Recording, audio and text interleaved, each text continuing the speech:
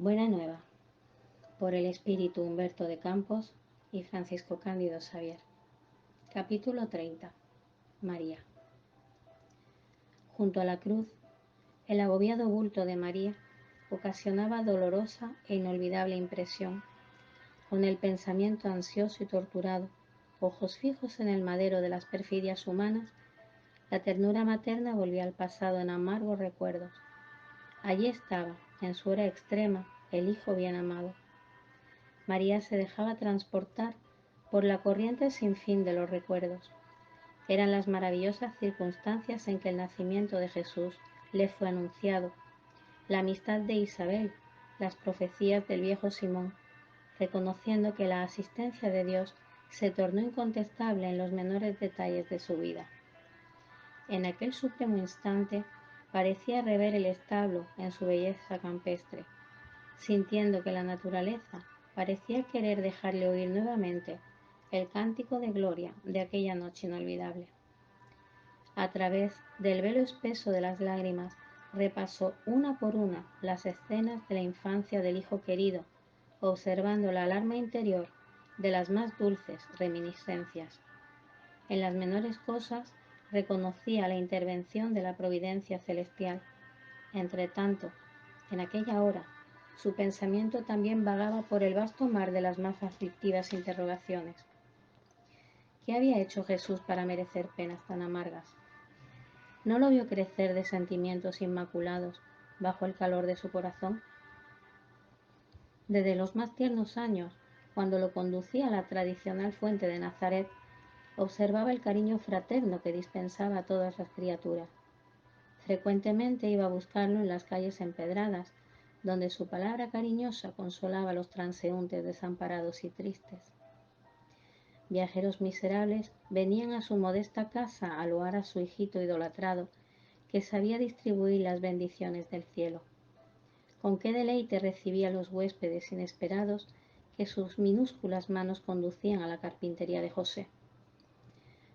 Recordaba bien que un día el divino niño guió a la casa a dos malhechores públicamente reconocidos como ladrones del valle de Mitzep, y era de verse la amorosa solicitud con que su pequeño cuidaba de los desconocidos como si fuesen sus hermanos. Muchas veces comentó la excelencia de aquella virtud santificada, recelando por el futuro de su adorable hijito.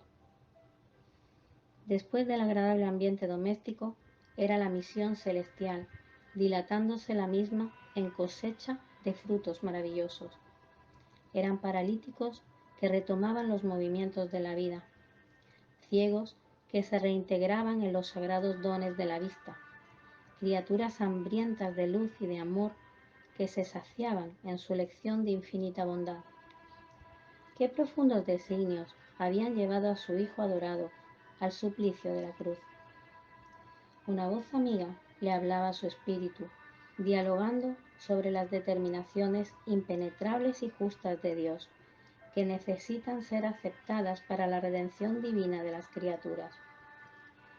Su corazón reventaba en tempestades de lágrimas irreprimibles.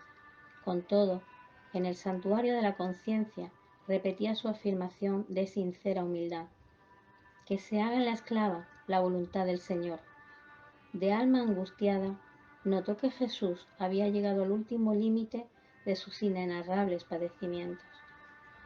Algunas de las gentes más exaltadas multiplicaban los golpes, mientras las lanzas rayaban el aire en audaces y siniestras amenazas. Mordaces ironías eran proferidas de repente, dilacerando su alma sensible y afectuosa. En medio de algunas mujeres piadosas que la acompañaban en el angustioso trance, María sintió que alguien le posaba levemente las manos sobre los hombros. Se encontró con la figura de Juan, que, venciendo la pusilanimidad criminal en la que se habían hundido los demás compañeros, le extendía los brazos amorosos y reconocidos. Silenciosamente el hijo de Zebedeo se abrazó a aquel triturado corazón maternal. María se dejó acoger por el discípulo querido, y ambos, al pie del leño, en gesto de súplica, buscaron ansiosamente la luz de aquellos ojos misericordiosos en el cúmulo de los tormentos. Fue entonces que la frente del divino martirizado se movió lentamente, revelando percibir la ansiedad de aquellas dos almas en extremo desaliento. hijo mío, exclamó la mártir en aflicción delante de la serenidad de aquella mirada de intraducible melancolía. El Cristo pareció meditar en el auge de sus dolores, pero como si quisiera demostrar en el último instante la grandeza de su coraje y su perfecta comunión con Dios, replicó con significativo movimiento de los ojos vigilantes: Madre, he ahí tu hijo. Y dirigiéndose de forma especial, con un leve saludo al apóstol, dijo: Hijo, he ahí a tu madre. María se envolvió en el velo de su doloroso llanto, pero el gran evangelista comprendió que el Maestro, en su lección final, enseñaba que el amor universal era el sublime coronamiento de su obra. Entendió que en el futuro la claridad del reino de Dios revelaría a los hombres la necesidad del fin de todo egoísmo y que en el santuario de cada corazón debería existir la más abundante cuota de amor, no solo para el círculo familiar, sino también para todos los necesitados del mundo, y que en el templo de cada habitación permanecería la fraternidad real, para que la asistencia recíproca se practicase en la tierra, sin ser necesarios los edificios exteriores consagrados a una solidaridad claudicante. Por mucho tiempo se conservaron allí, en oraciones silenciosas, hasta que el Maestro exánime fue arrancado de la cruz, antes que la tempestad hundiese el castigado paisaje de Jerusalén en un diluvio de sombras. Después de la separación de los discípulos, que se dispersaron por lugares diferentes para la difusión de la buena nueva, María se retiró para Betania, donde algunos parientes más próximos la esperaban con especial cariño. Los años comenzaron a pasar silenciosos y tristes para la angustiosa nostalgia de su corazón. Tocada por grandes sinsabores, observó que en tiempo rápido los recuerdos del hijo amado se convertían en elementos de ásperas discusiones entre sus seguidores. En Batanea se pretendía mantener una cierta aristocracia espiritual por causa de los lazos de consanguinidad que allí la prendían, en virtud de su unión con José. En Jerusalén se combatían los cristianos y los judíos con vehemencia y acidez. En Galilea, los antiguos cenáculos simples y amorosos de la naturaleza se encontraban tristes y desiertos. Para aquella madre amorosa, cuya alma digna observaba que el generoso vino de Caná se transformaba en el vinagre del martirio, el tiempo era siempre una nostalgia mayor en el mundo y una esperanza cada vez más elevada en el cielo. Su vida era una devoción incesante al inmenso rosario de la añoranza, de los más queridos recuerdos. Todo lo que el pasado feliz había construido en su mundo interior revivía en la tela de su memoria con minucias solamente conocidas del amor y le alimentaban la savia de la vida. Recordaba a su Jesús pequeñito, como en aquella noche de belleza prodigiosa en que lo recibió en los brazos maternales, iluminado por el más dulce misterio. Aún se le figuraba escuchar el balido de las ovejas que venían presurosas a acercarse a la cuna que se formó de improviso, y aquel primer beso hecho de cariño y de luz.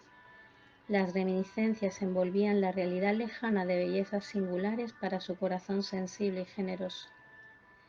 Enseguida era el río de los recuerdos desembocando sin cesar en su alma rica de sentimientos y ternura.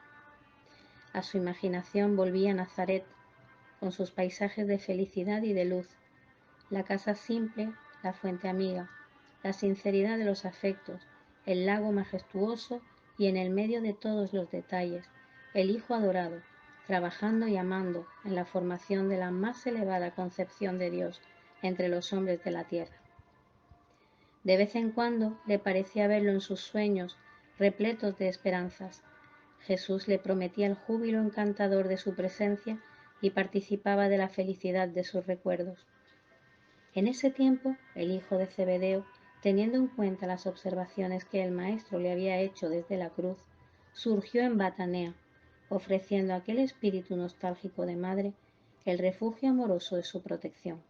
María aceptó el ofrecimiento con inmensa satisfacción. Y Juan le contó su nueva vida. Se había instalado definitivamente en Éfeso, en donde las ideas cristianas ganaban terreno entre almas devotas y sinceras. Nunca había olvidado las recomendaciones del Señor y en lo íntimo guardaba aquel título filial como una de las más altas expresiones de amor universal para con aquella que recibió al Maestro en los brazos venerables y cariñosos. María escuchaba sus confidencias con una mezcla de reconocimiento y ventura. Juan continuaba exponiéndole sus planes más insignificantes. La llevaría consigo. Ambos comulgarían en la misma asociación de intereses espirituales. Sería su hijo desvelado, mientras recibiría de su generosa alma la ternura maternal en los trabajos del Evangelio. El hijo de Zebedeo explicó que se demoró en venir porque le faltaba una cabaña en donde pudiesen abrigarse.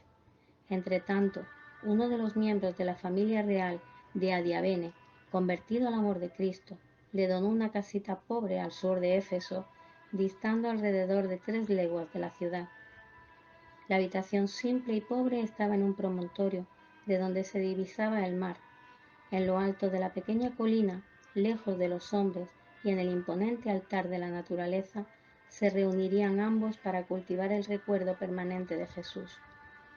Establecerían un hospedaje y refugio para los desamparados, enseñarían las verdades del Evangelio a todos los espíritus de buena voluntad y como madre e hijo iniciarían una nueva era de amor en la comunidad universal.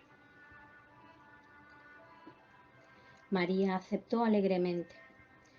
Dentro de poco tiempo se instalaron en el seno amigo de la naturaleza enfrente del océano. Éfeso quedaba poco distante, sin embargo, todas las adyacencias se poblaban de nuevos núcleos de habitaciones alegres y modestas. Al cabo de algunas semanas, la casa de Juan se transformó en un punto de asamblea adorables, en donde los recuerdos del Mesías eran cultivados por espíritus humildes y sinceros. María exteriorizaba sus memorias, hablaba sobre él con enternecimiento maternal, mientras el apóstol comentaba las verdades evangélicas, apreciando las enseñanzas recibidas. Innumerables veces, la reunión solo terminaba a altas horas de la noche, cuando las estrellas tenían mayor brillo. Y no fue solamente esto. Pasados algunos meses, grandes hileras de necesitados llegaban al lugar simple y generoso. La noticia de que María descansaba ahora entre ellos había expandido una claridad de esperanzas para todos los sufridores. Al paso que Juan predicaba en la ciudad las verdades de Dios, ella atendía en el pobre santuario doméstico a los que la buscaban exhibiéndole sus ulceraciones y necesidades. Su cabaña era entonces conocida por el nombre de Casa de la Santísima. El hecho tuvo origen en cierta ocasión, cuando un miserable leproso, después de aliviado de sus llagas, le besó las manos, murmurando reconocidamente: «Señora, sois la madre de nuestro Maestro y nuestra Madre Santísima».